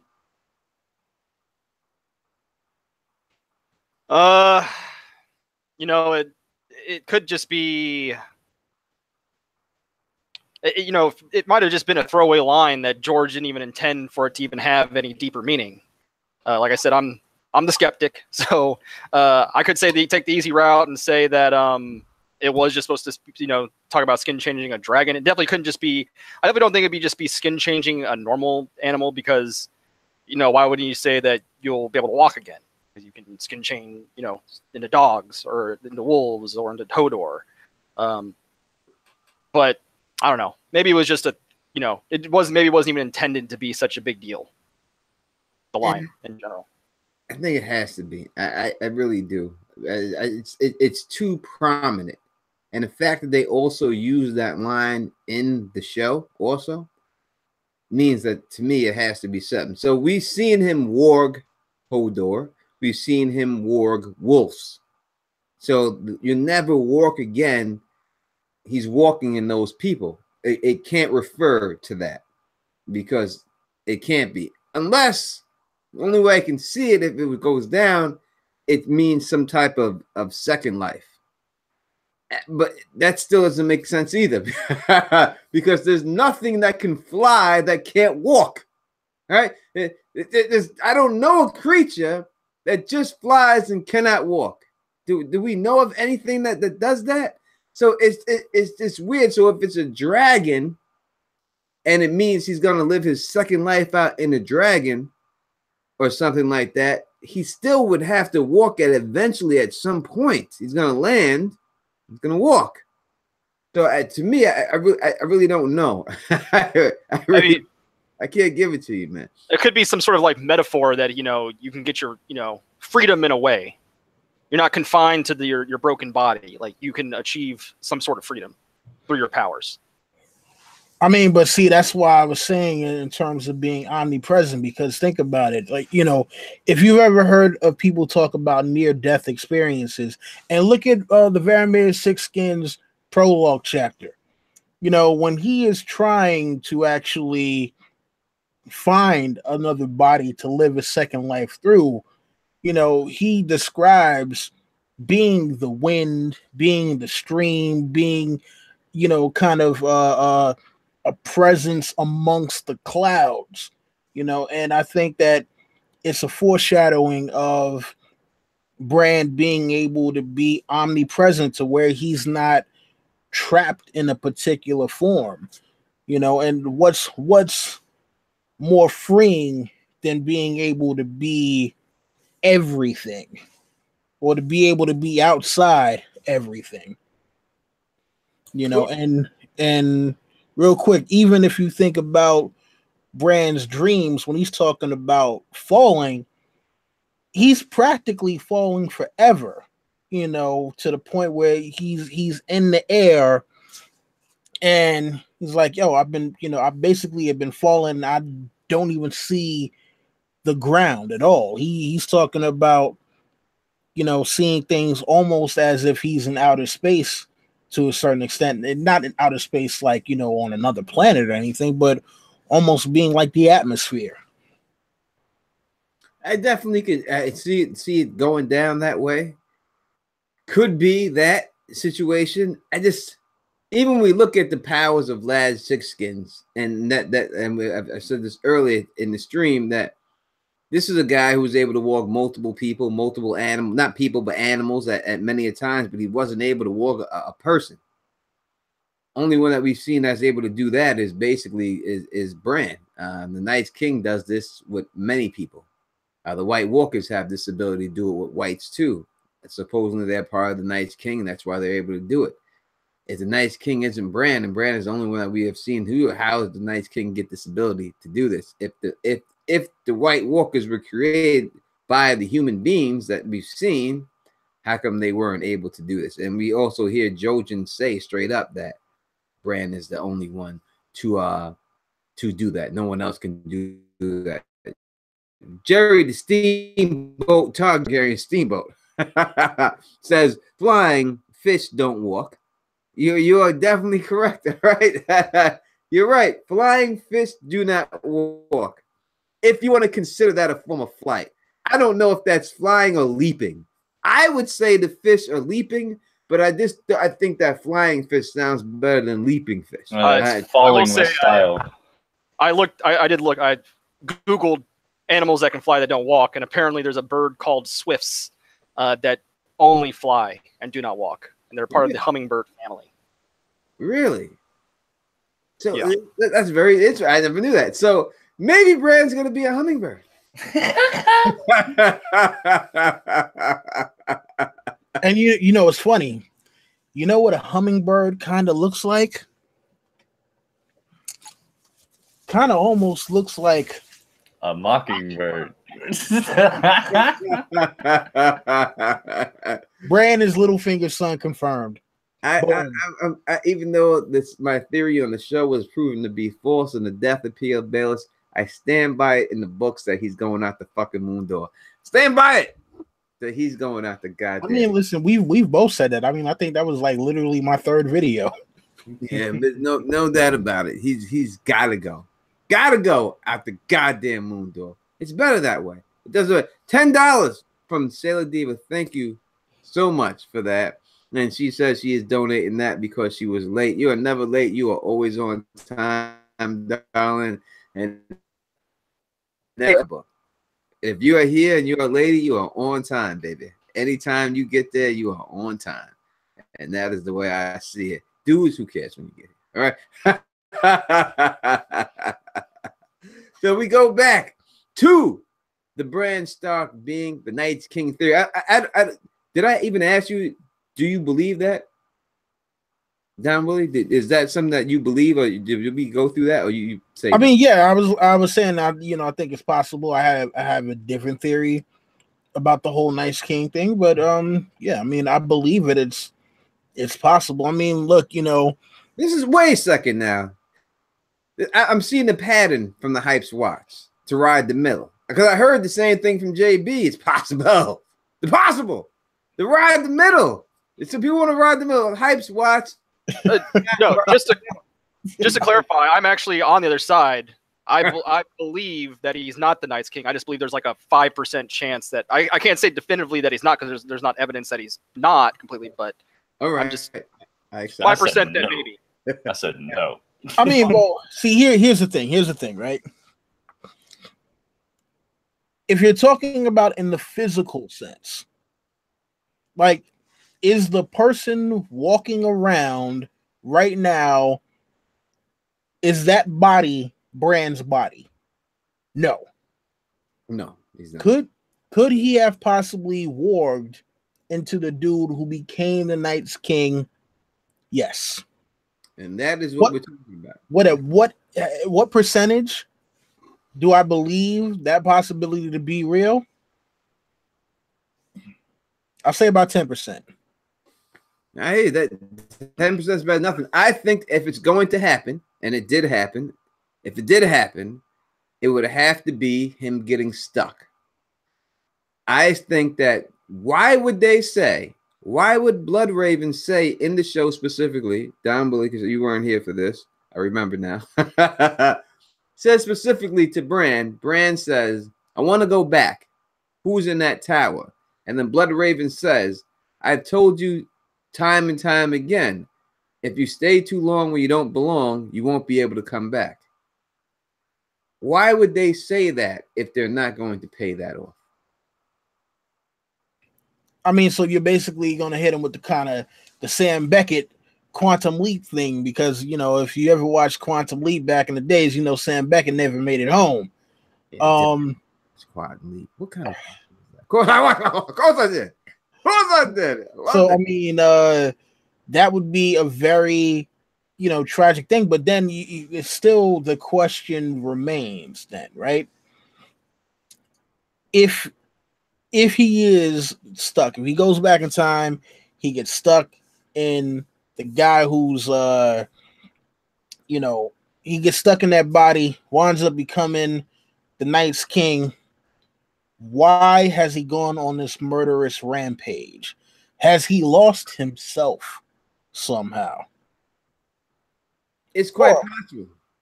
Yo, and peep this out. This is something I just thought of, man.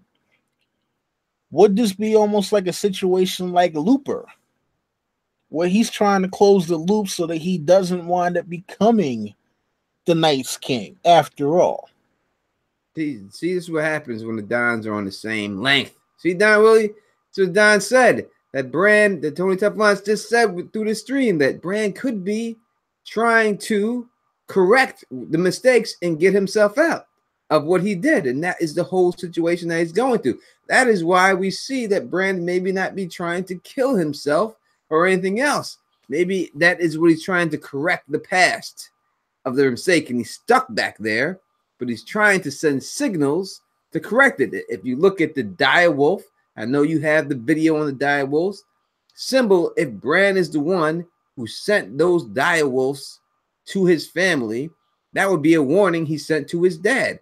We also have seen Bran try to communicate with his dad at the Tower of Joy. So if he sent that direwolf that got stabbed by the Baratheons, that would be a clear signal that he would be trying to send to his dad, hey, there's something going on with these Baratheons. Ned didn't pick up on it, but that would be something that someone would say if someone was, let's say, in ghost form, if someone was dead. Like even if you watch the movie Ghost, right? He wasn't able to tell his girlfriend, Demi Moore, hey, this guy is bad news. Couldn't talk to her, but he tried to communicate with her and send her signals in other ways, right? So it could be a situation like that with the direwolves if Bran is trapped back in the Night's King. And as I said, when you look at when Bran comes out of the dream, when he finds out when the Night's King is, when the White Walkers are being created, he says to Leaf, you created the White Walkers. He doesn't say, hey, you created the Night's King. Maybe they didn't create the Night's King at that time. But if he gets stuck in that guy, that would be creating of the Night's King at that particular time. What do you say about that, Don Willie?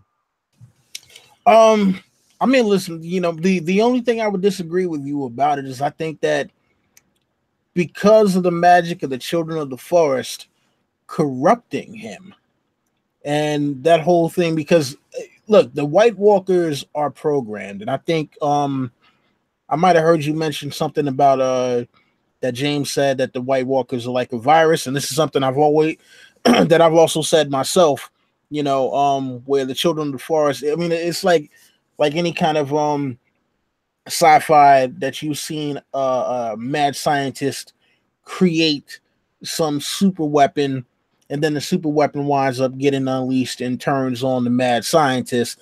And so the mad scientist actually has to go to the enemies that he was trying to destroy in order to help defeat that which he created. But what I think probably would have happened then, and this is why the thing I disagree with you on about the Night's King, I do think that Night's King is trying to kill Bran. I think that, you know, he was corrupted. Once he became the Night's King, he was corrupted, and now his whole mission has been, you know, I don't want this to happen to me. The only way I can stop this from happening to me, unfortunately, because of him being corrupted, is to kill young Bran before he goes back in time. That makes a lot of sense. He could definitely be wanting to kill himself to stop this whole situation. Definitely be a bittersweet ending for Bran to have to kill himself and know he would have to kill himself. Only reason I would take away from that is that I would think that Jon Snow has to play a part in that. And with Jon, it would be crazy that if Jon Snow was trying to protect the body of Bran, and then the Night's King knocks Jon Snow out the way, then stabs Bran, then automatically dies himself. That would be crazy. I would say my refutal to that would be if the only thing was that he wanted to kill himself, so this didn't happen to him. I mean, why wouldn't the Night's King just kill himself now? Yeah, you are correct. Unless you have to kill the host. Unless he can't get out, he has to. The only way to do it is to kill the host. That's why, to me, the only way that it makes sense is if, like, there's some sort of internal struggle there's like Bran is in there, part of Bran's in there, and the Night's King in there, and they're like, you know, they're like having a mental fight in this vessel's head, and it's kind of like when there's something like that, what happens, like Bran, it takes, you know, a little control here and there, and you know, that's how I would rationalize it, I guess. If he killed himself, then that still leaves Bran alive to live and go on and possibly repeat the entire process again. That is correct. No, it depends on when he did it, and that's the thing I'm saying. It's like that movie Looper, you know, because if you think about Looper, the thing, I mean, damn, the spoiler alert. I seen it.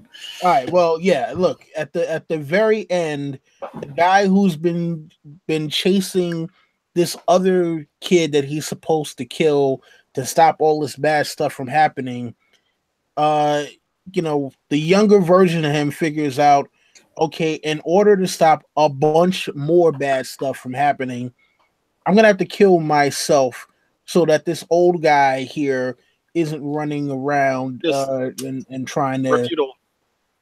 In Looper, it wasn't for him to go back and kill himself. It was to go back and kill the little kid who became the crime boss. Right, I get that, and remember, the reason why the reason why the kid wound up becoming the crime boss is because of older Bruce Willis trying to kill him.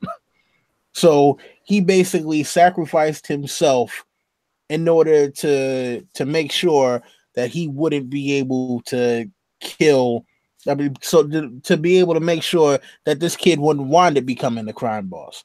And yeah, Thrones Hall said Last Jedi director also made Looper. Yeah, I mean, listen, man, you know, just because you have a hit doesn't mean you can't miss.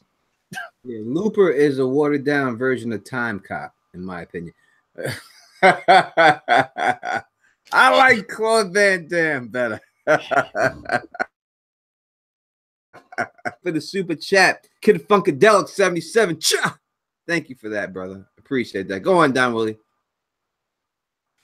No, I was just gonna say, man, you know,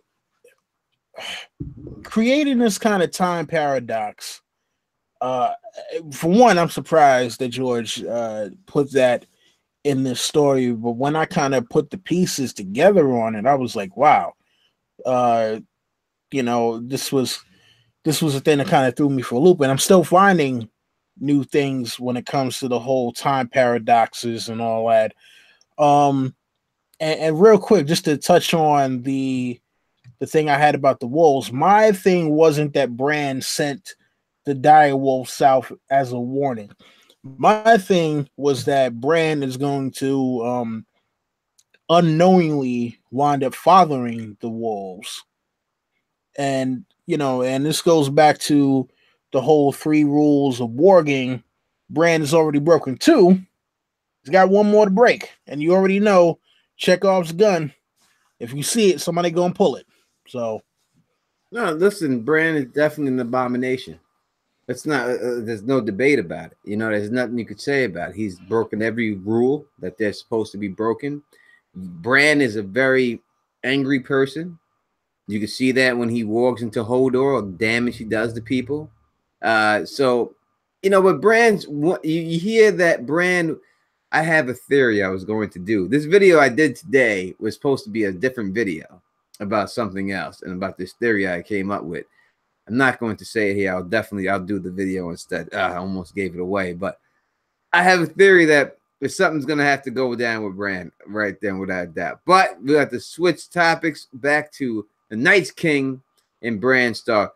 I've seen someone put out there, I mean, is there anything that anyone can say, general proof that the whites are out there that to cause harm to Bran Stark? Have we seen anything in there that shows that? I mean, there's nothing that can definitively prove it, only because they haven't gotten close enough. they haven't gotten close enough. I mean, it's technicality, but the bottom line is they haven't. I mean, when he was in the dream with the Night's King, they didn't alert. They didn't move. They just stood there. And when the Night's King, as I said, grabbed his arm, he didn't try to grab him in the fucking yoke. He just really just grabbed him arm like to hold him. It didn't look like he was trying to hold him like as hostage, like he was trying to like get his attention. Right, but if you think about it, remember the whole thing was, the three-eyed raven told him, "Oh, well, by him touching you, he broke the magic that protects the cave." Exactly, and then from there he said, "Now you have to become me." So if we look at that situation, we knew that Blood Raven was in that dream because Bran touched his tree. He allowed Bran to get touched, because when Bran came back, he tried to lie about it. And Blood Raven was like, "No, he touched you." And Bran was like, I don't know. He's like, "He touched you." So he's seen it. Blood Raven let that man touch him at that particular time. So but we don't know. Go ahead, Jay. We don't know. We don't know what the we don't know if he could. Like, we don't know what the rules are. We don't know if he could intervene in that situation. I mean, we've seen him walking in the dream with them together, hand in hand, right? Skipping, dancing, my Lou, right? We've seen him in Winterfell, they're right next to each other, and we've seen him touch Bran at the Tower of Joy and pull him right out of the dream when he had to do it, right? So why wouldn't he be able to do anything at this particular time if he was able to do it back then?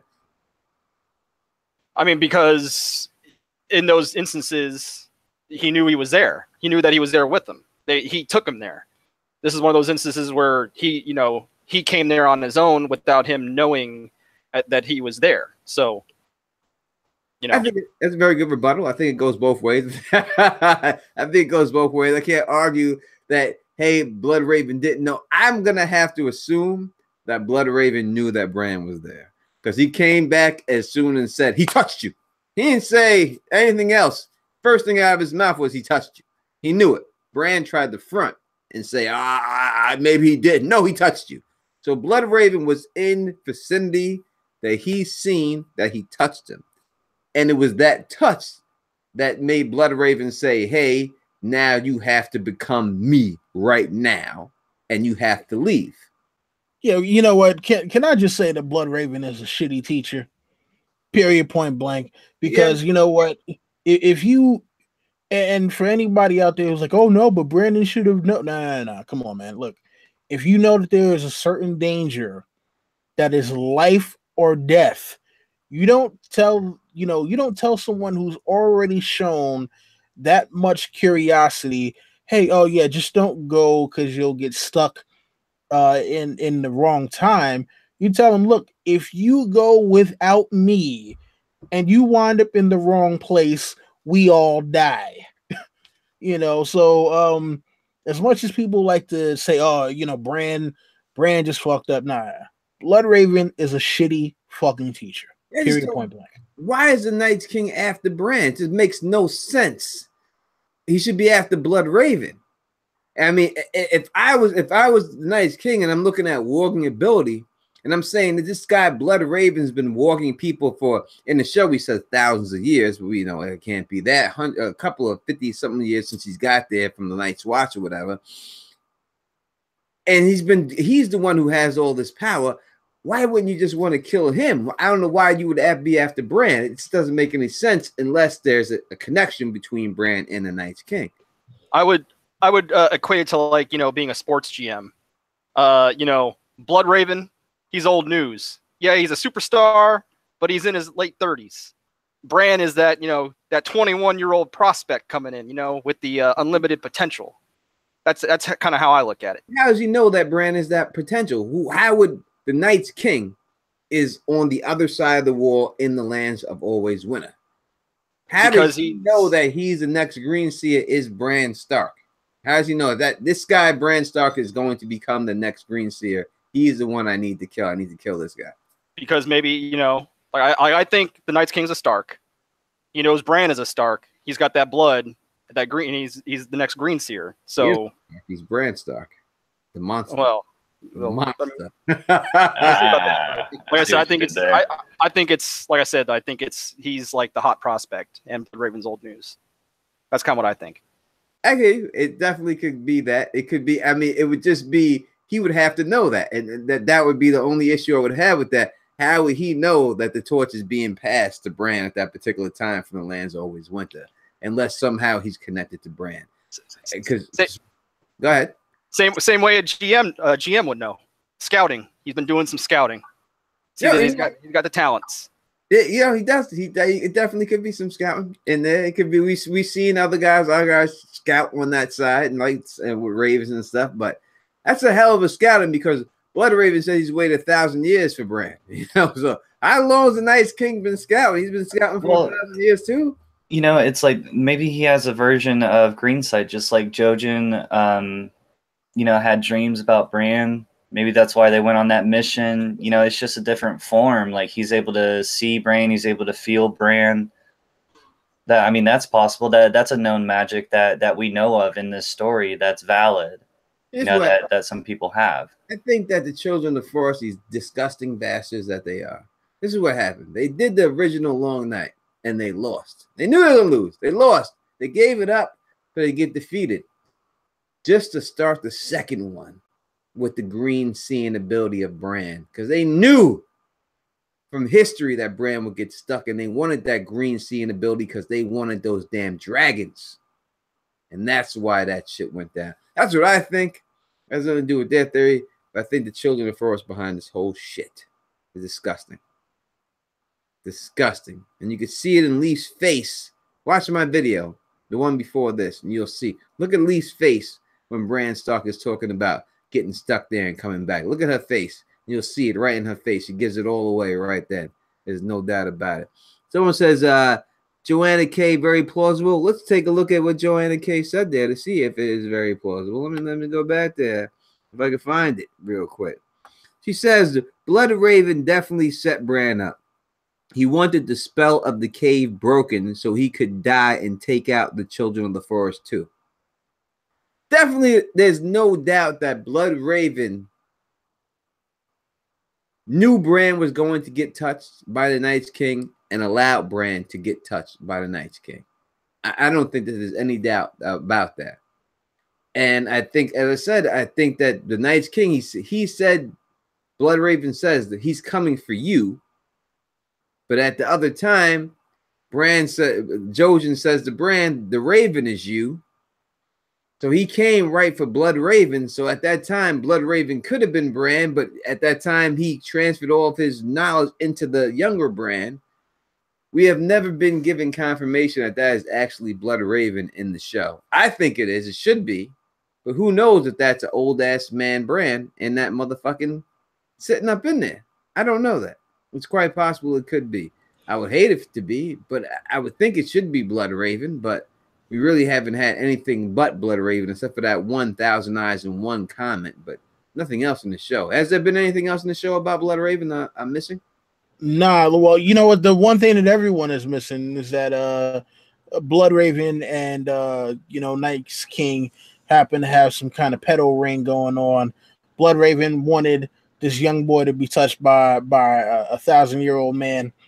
Very, very, very deplorable. How dare you? How dare you? Wanting that young boy to be touched by a man like that. Yeah, listen. And the Night's King likes babies. Yeah, we're not into that Sandusky shit, right? This ain't Penn State.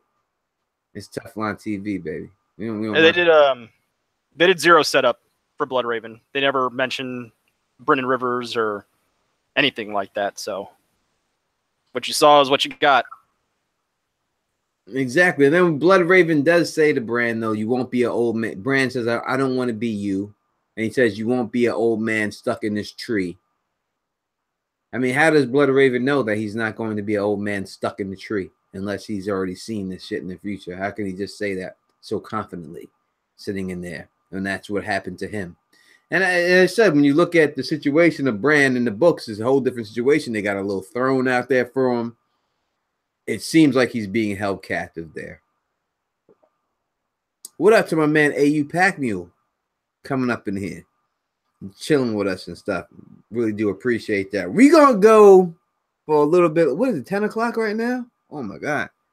We've been doing this for 2 hours? Yeah, time flies, my friend. It does fly. We go a little bit longer for y'all. We'll take all questions real quick for anybody else. Questions and stuff. You know, I just want to keep it. I'll do a 5-hour stream, but I don't think people, when they see it on YouTube, it's appetizing for them to want to watch the 5-hour stream. So we have to do a little bit shorter and stuff like that. And all that good stuff. Oh, daylight saving time. Fuck daylight. All right, AK's got one for you. She says, I want to know who was the last Green Seer before Bloodraven. Do we know that?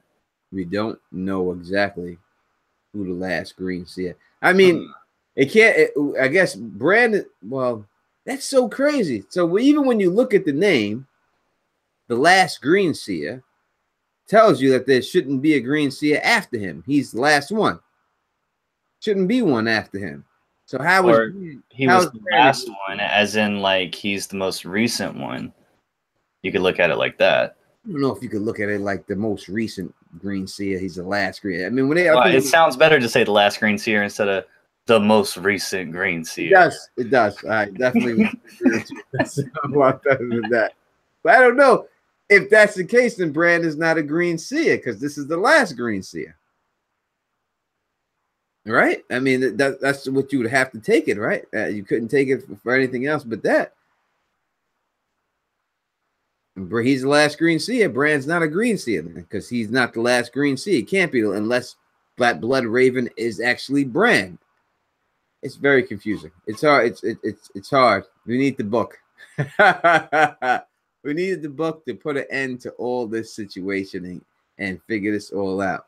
We know what I will. So listen, definitely 10 o'clock. I do have to work in the morning. Jesus, daylight savings time. It should not be this late right now. But it got me too. Yeah.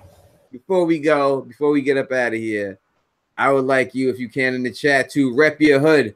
The chat is supposed to show up in the side of the video. We'll see if it works when it's all said and done. But if you can, please put in the chat right now where you're from, and we shall read this out so that people know that we are worldwide here on Teflon TV.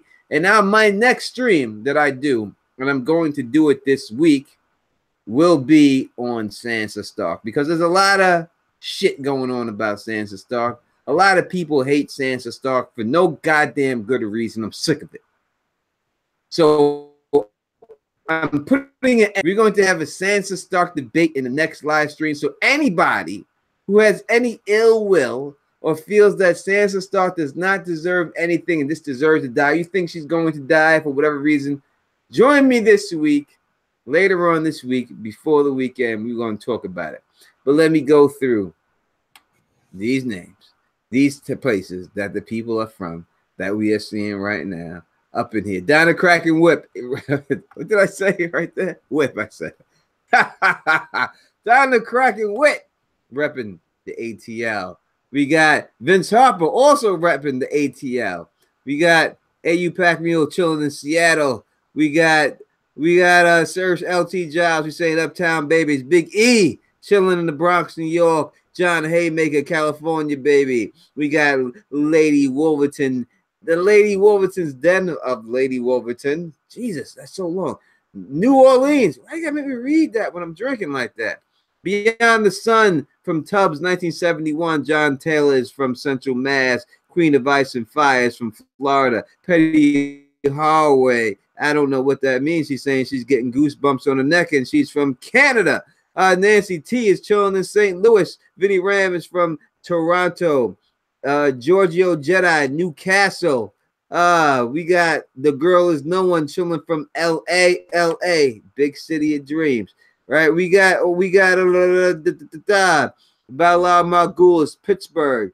Rick Shatwell III, Middletown, New York. That's not too far from where I'm chilling at.